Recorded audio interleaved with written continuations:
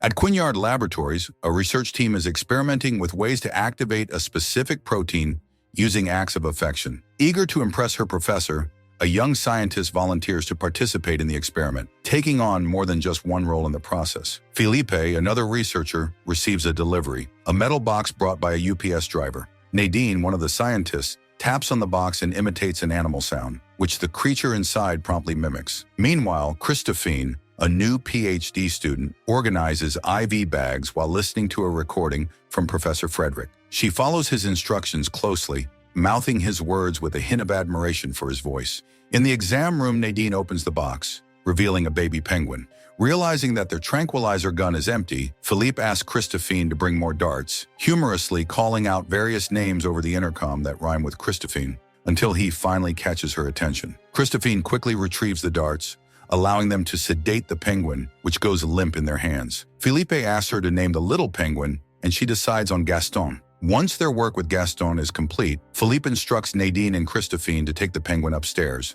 When Nadine asks why he won't do it himself, Philippe jokes about not wanting to freeze his private parts. Nadine then leads Christophine and the penguin to a secure elevator that takes them to the main lab. As they pass Frederick's office, Christophine's heart races with nervous excitement. Nadine directs her to enter the ice field, a simulated habitat where they keep the specimens, while she monitors from the control room.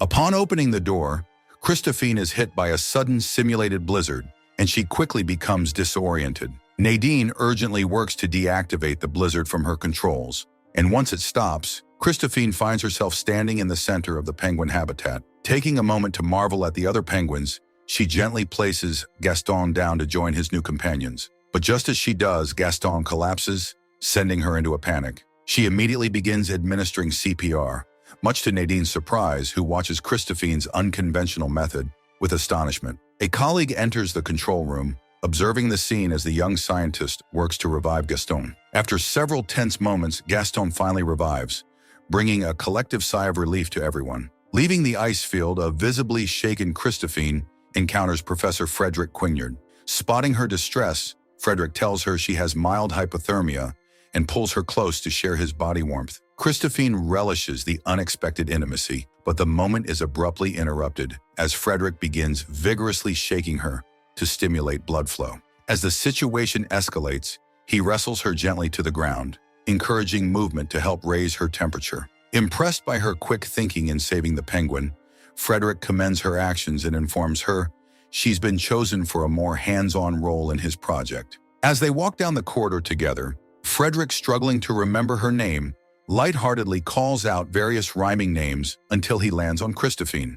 He quizzes her on the meaning of ppm, and she accurately explains it's a unique protein in penguins that shows potential in combating diseases, earning his approval. In the rodent holding area, Frederick asks Siegfried for low antibody mice to test ppm's effects. Before leaving, Siegfried shyly invites Christophine to a movie, but she politely declines. Later, in a conference room, Frederick addresses the department heads, revealing that an American competitor has already secured approval for human trials scheduled next month. He warns that to keep their lab running, they need tangible results and persuasive evidence for the ethics board to secure their own authorization for ppm's human trials. When Frederick calls for updates or suggestions, the team murmurs nervously, clearly unprepared. Frustrated by the lack of progress, he decides to continue his research late into the night. However, his efforts prove futile. The next morning, he presents to the Board of Ethics, reporting that ppm's effectiveness has been limited to penguins due to its reliance on penguin genes. To expand its potential, they have started experimenting by injecting the penguin genome into lab mice, which, under the right conditions, showed promising results. Frederick claims they're close to discovering a path to universal immunity. The board members, intrigued, ask about the specific stimulus they used. Unprepared to disclose the truth, Frederick invents a story, claiming their data was stolen by saboteurs. In reality, Frederick was the one who damaged his own computer, using the sabotage story as an excuse to keep their findings confidential until they could secure the project, protecting it from competitors. He requests the board's patience, asking them to reconvene in a month.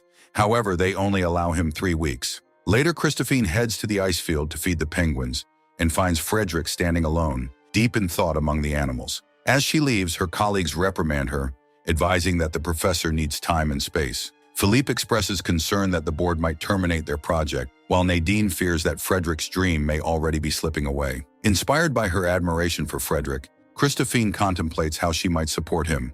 She re-enters the ice field, calling out to Frederick, claiming she's accidentally locked herself inside and needs his help to escape. In a bold declaration, she offers to make any sacrifice for their research. Taking action, Christophine injects herself with the penguin genome and ppm, insisting she fully understands the risks and pledging to work from within the ice field to keep everything confidential. Soon after, she collapses. When she regains consciousness, she finds herself in a fiberglass chamber, with Frederick observing her from the outside. He acknowledges her commitment and accepts her offer to become his secret test subject, expressing his gratitude for her courage, even as he once again mispronounces her name. The next morning, Frederick instructs Nadine and Philippe to continue their tasks independently while he proceeds with his separate experiments. Philippe notices that a vial of ppm is missing, prompting Frederick to claim responsibility. Nadine, suspicious, embraces him in concern, worried he might have endangered himself. Frederick reassures her, explaining he threw the vial in frustration, but has since regained his composure. Meanwhile, Christophine struggles to enter the correct passcode for the secure elevator, but Nadine and Philippe soon arrive, providing her with the updated code. Nadine and Philippe then assemble the team, informing them that each member will receive 6 mice for individual experimentation, framing the assignment as a competition to spur rapid progress. Siegfried, feeling an attachment to the mice he raised, grows uneasy but reluctantly agrees. Upstairs, Frederick briefs Christophine on his plan to identify the stimulus needed to activate ppm, emphasizing the critical nature of their partnership. He is the researcher, she is the subject. His words inspire Christophine, reaffirming her commitment to the groundbreaking endeavor ahead. To begin the new phase of their research, Frederick conducts a meticulous examination of Christophine's body, documenting with photographs, taking precise measurements, and drawing blood samples.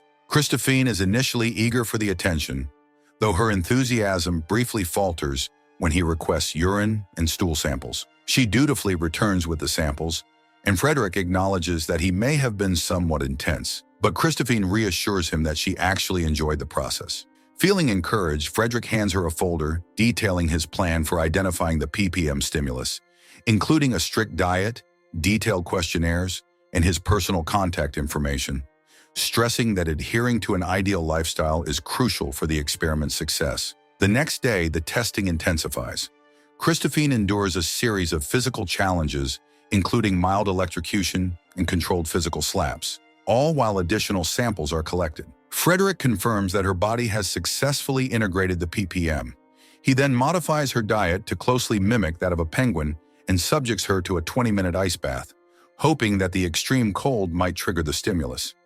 Afterwards, he massages her to help counteract the hypothermia, venting about his rivalry with the American competitor during the process. When Christophine later awakens, she sees Frederick preparing to leave and timidly asks if she could join him for dinner. Frederick, however, declines, explaining he already has plans. Disheartened, she leaves the lab with tears in her eyes. Outside, she runs into Siegfried, who is solemnly pinning photos of his mice to a corkboard, lamenting that the next experiment will require placing even more mice in ice water. In a surprising turn, he mentions that physical intimacy can lower the risk of heart attacks, indirectly hinting at the possibility. Although she initially resists, Christophine eventually accepts, and they share a moment together, their actions causing the mice cages around them to rattle. The following morning, Frederick examines Christophine's blood under a microscope, confirming that the ppm is now active in her system. He asks her to recount her activities from the previous night, and after a moment's hesitation, Christophine admits she spent the night with Siegfried. Maintaining a detached demeanor, Frederick probes further, questioning her about the quality and duration of the encounter. He concludes that physical intimacy appears to stimulate the necessary hormones to activate the ppm. Satisfied with his discovery, he schedules a team meeting. In the next stage of testing, Frederick injects Christophine with a syringe containing the influenza virus. To his astonishment, the injection site shows no bleeding or signs of injury. Under the microscope, he observes that the influenza virus has no effect on her, demonstrating that the ppm has rendered her immune to both illnesses and minor injuries, confirming the potential breakthrough he's been pursuing. Frederick proudly announces his breakthrough to the team, receiving applause for his accomplishment. Philippe inquires about the specifics, and Frederick vaguely credits his experiments with mice, giving special thanks to Siegfried. He then instructs the team to initiate mating among the mice to gather further data. As Philippe and Nadine monitor the experiment's progress, they exchange worried looks, especially upon hearing that their American competitors are making even greater strides. The following day, Frederick discovers with alarm that the ppm in Christophine's system has become inactive. Christophine proposes that repeated stimulation might reactivate it. Frederick suggests that she repeat her encounter with Siegfried, but Christophine refuses, explaining that he isn't trustworthy with sensitive information. Instead, she insists it must be someone discreet, with stamina, and already within the lab to maintain secrecy. Christophine then directly proposes that Frederick take on the role for the sake of science.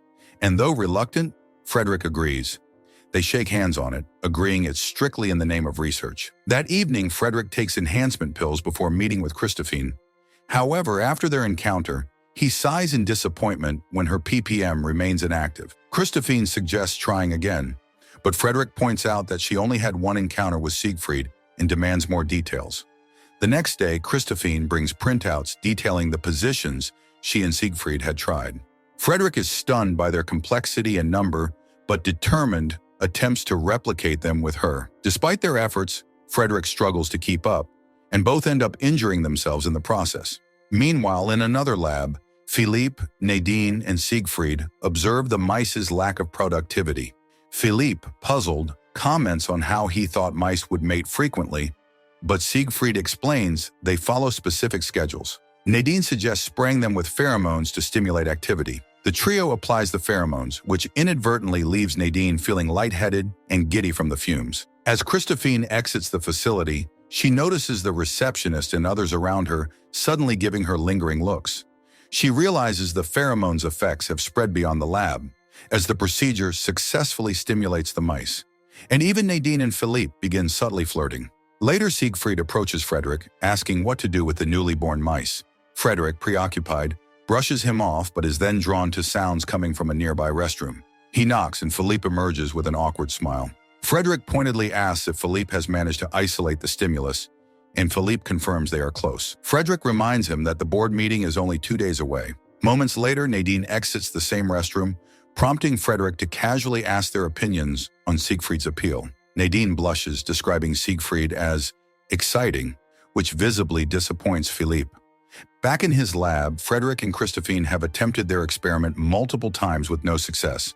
Frustrated and desperate, Frederick impulsively kisses Christophine, leading to a more intimate and emotionally charged encounter. The following morning, Frederick finds Christophine still asleep beside him, visibly exhausted.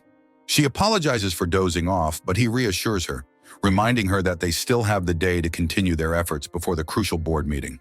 That evening, Christophine awakens feeling lightheaded and unsteady. As she looks in the mirror, she's startled to see her eyes have turned completely black. Shocked, she gasps, the sound carrying down the hall to the ice field, where Frederick hears it, sensing that something extraordinary has happened. Frederick, sensing something amiss, asks Christophine if she's okay. She tries to explain that something is wrong with her, but Frederick, misunderstanding, assumes she's referring to their stalled research progress. Expressing his disappointment, he decides to update the team in the morning. However, as he realizes she seems to be struggling to say more, he gently presses her, but Christophine only manages a quiet good night before leaving. Outside the lab, Nadine notices Christophine's tears and approaches to comfort her. Suspecting that she may have developed feelings for Frederick, Nadine offers soothing words, sharing that she once had deep feelings for someone, but had to keep things platonic. She advises Christophine to be patient and to offer words that the other person might need to hear. Christophine nods, avoiding eye contact, and leaves. Afterwards, Nadine and Philippe observe a pair of mating mice in the lab. At the critical moment, they take a blood sample and immediately analyze it, yielding extraordinary results. The next morning, Frederick calls a team meeting, prepared to deliver discouraging news about their progress. Just as he begins, Philippe and Nadine burst in, excitedly announcing that they've discovered that ppm activates at the peak of satisfaction.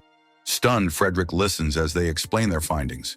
The team discusses their methods and, in a lighthearted moment, Philippe jokes about how perhaps Frederick's male mice weren't as effective, unaware that it was actually Frederick who conducted the experiment himself. Frederick quietly confirms their success, and the team erupts in celebration, ready to present their breakthrough to the ethics board. Later that day, Frederick tries calling Christophine multiple times, but only reaches her voicemail, heightening his concern. At the board presentation, Frederick receives a standing ovation as news of their breakthrough quickly spreads across scientific journals and media outlets.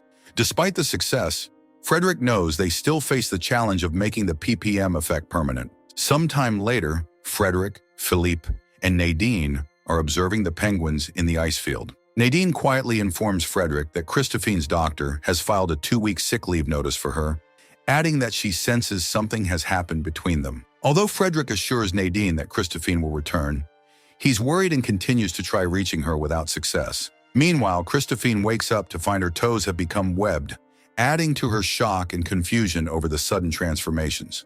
Later, the scientists notice that the ppm-activated mice have also undergone physical changes overnight, developing webbed paws and increased body temperature, requiring them to be kept on ice. Alarmed by these findings, Frederick rushes to Christophine's apartment, using a key he obtained from her landlord. Inside, he finds the place dark and the floor wet, eventually locating her in the bathroom, lying in a tub filled with ice. Without saying a word, she urgently asks him to fetch more ice from the fridge. As he kneels beside her, Frederick examines her hand and sees that her skin is webbed and deteriorating due to her elevated body temperature. The reality of the ppm transformations hits him with full force as he realizes just how deeply the experiment has affected her body. Frederick urges Christophine to return to the Arctic lab, hoping to find a solution, but she refuses, stating she won't be treated as a test subject any longer. She insists that she doesn't want more tests or to be seen by anyone. Determined to help her, Frederick discreetly sneaks her back into the facility, settling her in the ice field where the cold environment helps stabilize her skin, her natural color gradually returning. Frederick throws himself into research, working urgently with the altered mice, desperately seeking a way to halt Christophine's transformation. When he checks on her, he's alarmed to find frost forming on her arm, and her weakening state is evident. He reassures her he's making progress, though he feels the pressure mounting. Later, he stumbles upon an old picture of her from the first test and is flooded with guilt at the toll the experiment has taken on her. Nadine calls to report that 2 of their altered mice have died, intensifying Frederick's anxiety. Visiting Christophine again, he admits that her condition is worsening, and he's at a loss for a solution. Christophine suggests going to Antarctica, hoping its extreme environment might be her salvation. Frederick informs Philippe and Nadine that he's heading to the Antarctic base to oversee the transfer of a sensitive probe, intending to conceal his real purpose. That night, he arranges for Christophine to be transported in a climate-controlled capsule, secretly placing her inside a secure box. Before they depart, Christophine insists on going alone, despite Frederick's wish to accompany her. Heartbroken, he watches as the truck drives away with her inside. Left alone, Frederick goes to Christophine's former office, listening to his voice on her old answering machine. As he flips through his notes, filled with pictures of her, the weight of her sacrifice presses heavily on him. Resolving not to let her face this alone, he injects himself with ppm, ready to share in her transformation. In Antarctica's frozen landscape, Frederick eventually finds himself surrounded by penguins, where he spots Christophine, now transformed into a penguin-like humanoid. He reveals his own webbed hand to her, and she smiles, understanding he chose to join her. They embrace, finding solace in their shared fate and a new life together. Sometime later, Frederick's research team is awarded the Nobel Prize for their groundbreaking work on human immunity. As the audience applauds, one member subtly reveals webbed fingers, hinting that the team found a way to stabilize and share the ppm transformation with the world. As humanity begins to evolve, Christophine and Frederick swim joyfully together in the icy Arctic waters, bound by love and the promise of a new beginning. If you want interesting movie recaps, like, share, and subscribe to follow us for more movie recaps.